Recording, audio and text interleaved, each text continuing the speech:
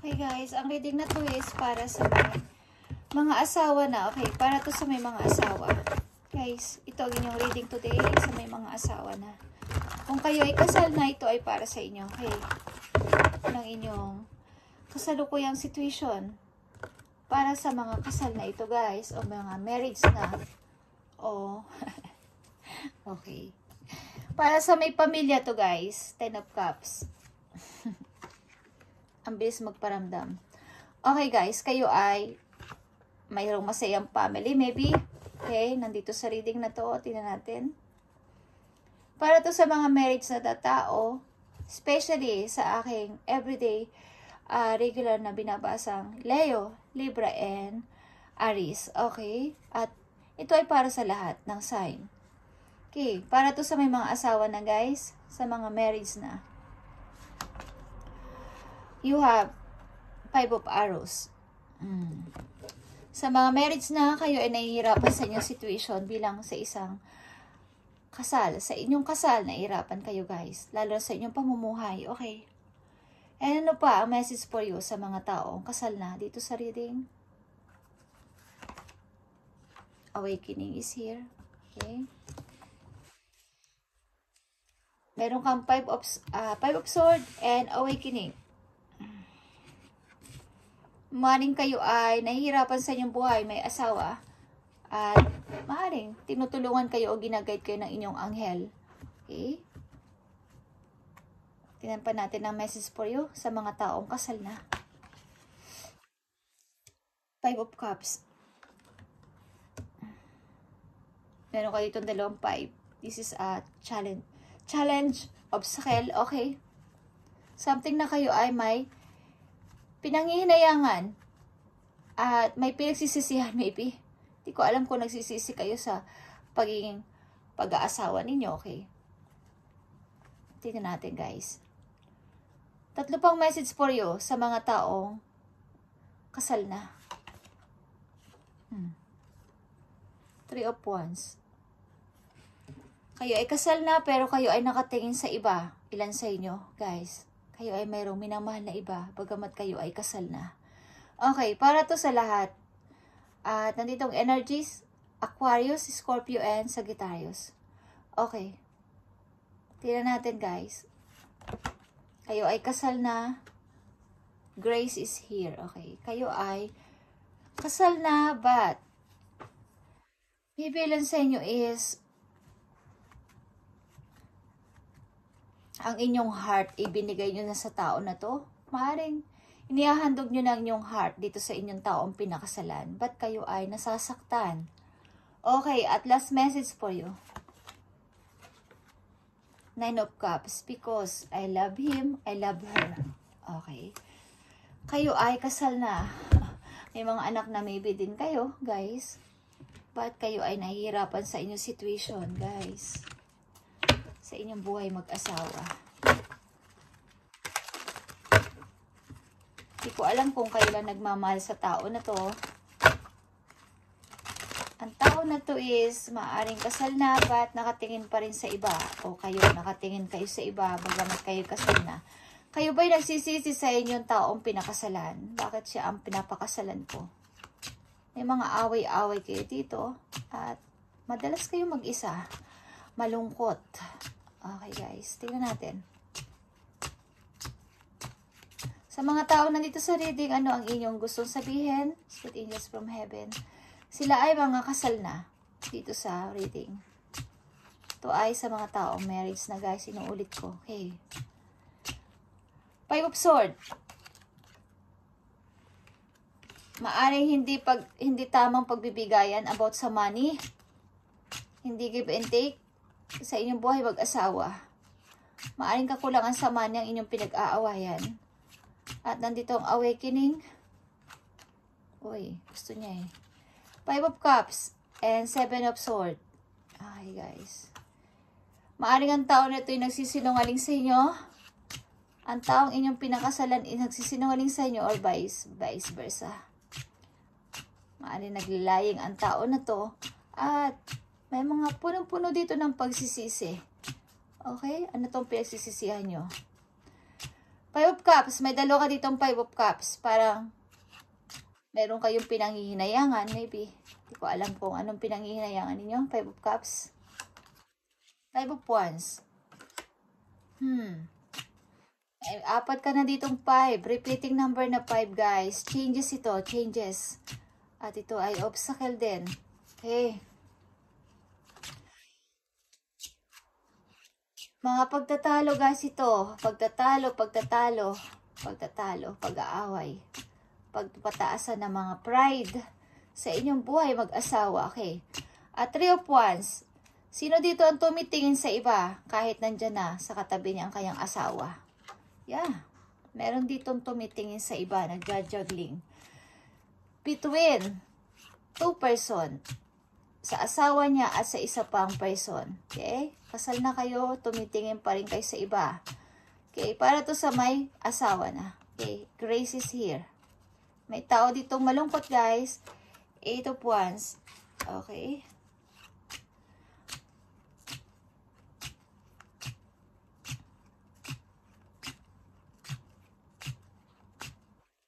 Maring hindi siya nakakatanggap ng kung ano yung binibigay niya sa isang tao. Wala siyang natatanggap. Okay? Wala siyang napapala. Okay, guys. 9 of Cups. I'm happy. Okay. Happy ako dito. Siya yung happiness ko. Kahit nasasaktan ako. Yeah, because he or she is my soulmate. My love. Okay. Nahihirapan kayo, guys. 9 of Swords. Hirap na hirap kayo sa yung situation. Maybe may dalawa kayong anak na lalaki. Ilan sa inyo? May dalawa kayong anak na lalaki. Nakasal kayo, guys. Wala na kayong imikan maybe sa tahanan ninyo. Ang isa sa inyo is want ng freedom. Okay, guys. Ang isa sa inyo is want ng freedom. Gusto niyo nang makipaghiwalay. Gusto niyo nang makipaghiwalay sa inyong asawa. Okay? Tignan natin, guys. Message dito sa inyo, napakalinaw. Okay.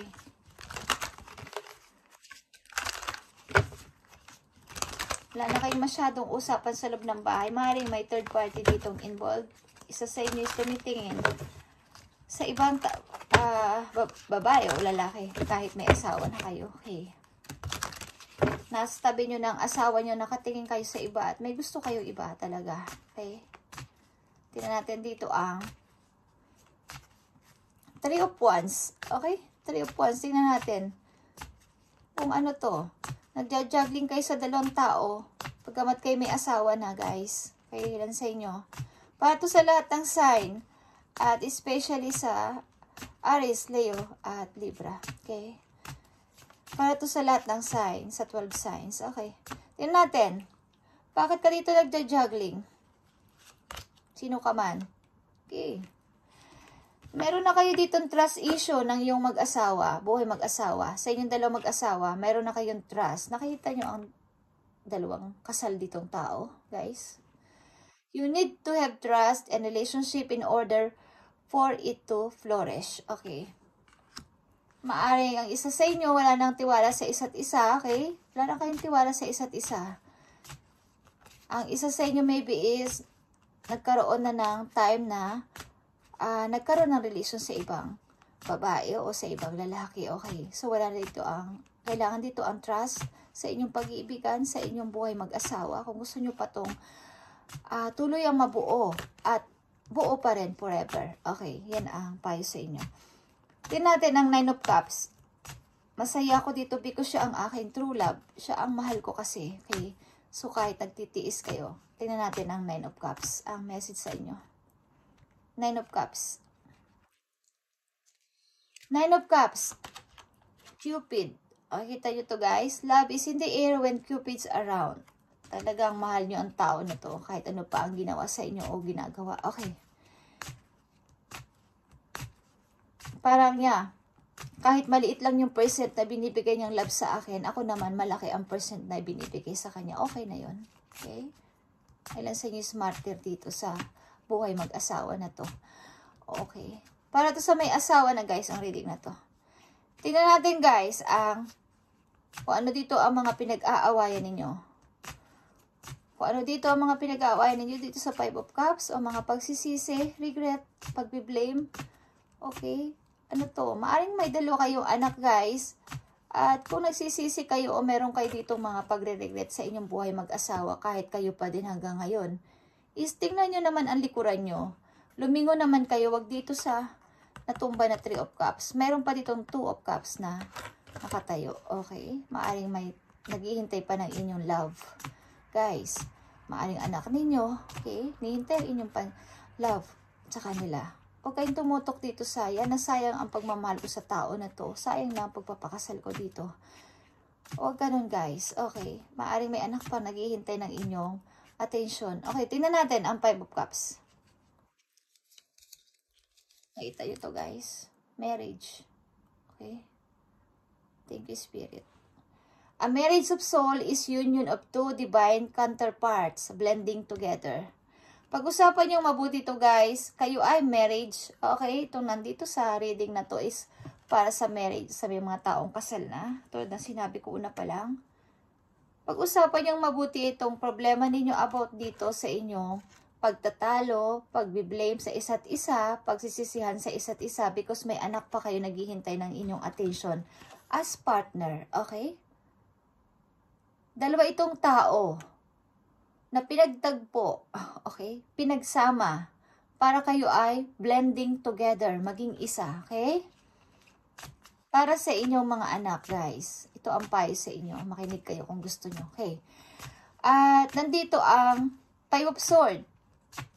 Mukhang kayo ay may mga problema na pinag-aawayan din dahil dito sa money. Hindi, maaring dapat kayong patas ang pagbibigay sa isa't isa. Walang nagtatago ng money. Okay. Tingnan natin guys. 6 of Pentacles and 5 of Swords. Ano tong payo sa inyo? Labyrinth. Okay. Labyrinth is here. Kung anong bigkas dito. Even when you feel lost, there is always a way through the labyrinth. Okay. Maaring kung kayo naliligaw dito guys, o may mga puzzle, okay, sa inyong pagsasama, na parang hindi nyo alam ang solution, is, meron ditong option kayong makikita sa inyo, dahil kayo ay pinagsama na dalawa, dapat hanapin nyo ang solution dito kung kulang sa money, kung kulang ito, kung ano ba dapat ang gawin natin dito para lumago pa? Sapagkat meron naman kayong 6 of Pentacles. Papunta na yun sa 7 pataas kung pagtutulungan ninyo yang gawa ng paraan. Okay? Hindi naman yan bababa yung money ninyo kung hindi kayo mag-aaway na dalawang mag-asawa. Okay guys? And isa pang message about dito sa Grace at 8 of Wands. Okay? Mukhang kulang na kulang ang ilan sa inyo sa energy dito sa relationship na to. At pagod na kayo. Parang wala nang nararamdaman ang puso ninyo dito, okay? Tingnan natin guys. Ang payo sa inyo.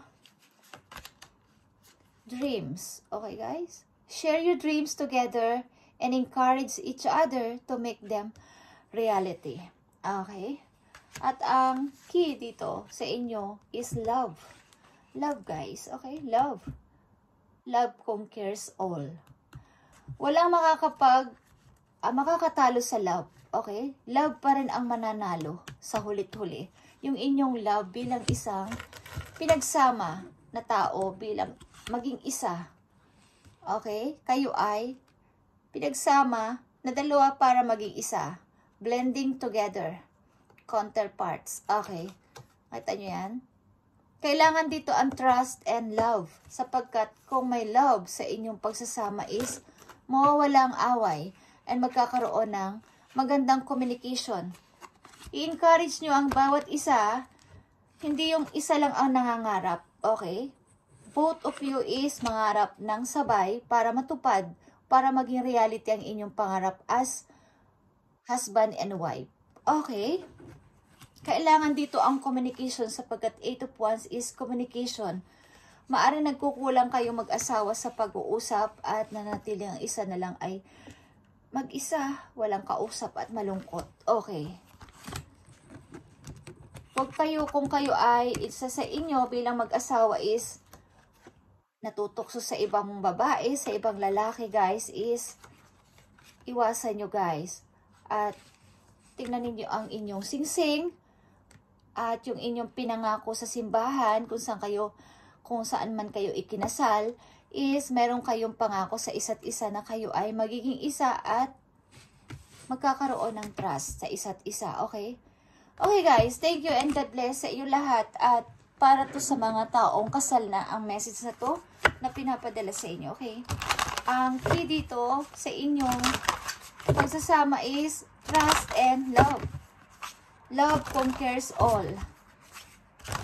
Ang pag-ibig pa rin, ang love pa rin ng bawat isa ang mananalo sa hulit-uli. So, tama na ang pagsisisihan at pag-iwan ng isa sa isang sulok, guys. Kausapin nyo ang bawat isa. Communication, communication. Okay. Message para sa inyong dalawa bilang isang magpartner sa buhay. Okay? Message for you sa inyong dalawa. Potion. Okay, guys? Remember to practice self-love. Okay. Ang isa sa inyo dapat malaman din ang love sa inyong sarili. Maaring kayo ay laging nasa bahay, homeward. Kung kayo ay babae. Take yourself out on a date. Okay? Kahit i-date nyo man lang ang inyong sarili, magpaganda. Maaring ilan sa inyo is nawawala na ng time sa inyong sarili na isipin nyo pa na kayo ay still young. Bata pa din. At magpa-charming pa rin kayo sa inyong husband, okay? Para hindi sila tumingin sa iba, guys. Yung paano nila kayo nakilala nung kayo ay dalaga pa, kung kayo ay babae na nandito sa reading, is yung pa rin kayo dapat at mas lalo pa kayo maging attractive, okay? Mahalin nyo yung sarili at huwag kayong palaging, yung parang, naboboring na sa life na may asawa na ako, okay na ako dito, hindi na ako magpapaganda, hindi na ako magpapapogi. No guys, mas gawin nyo pa yan para wala na silang tingnan, okay, hindi na tumingin ang inyong husband sa iba, okay? Mas magpaganda pa kayo na magpaganda at magkaroon ng self-confidence, tiwala sa sarili, okay? At mamahalin kayo ng inyong partner. Okay guys, thank you and God bless.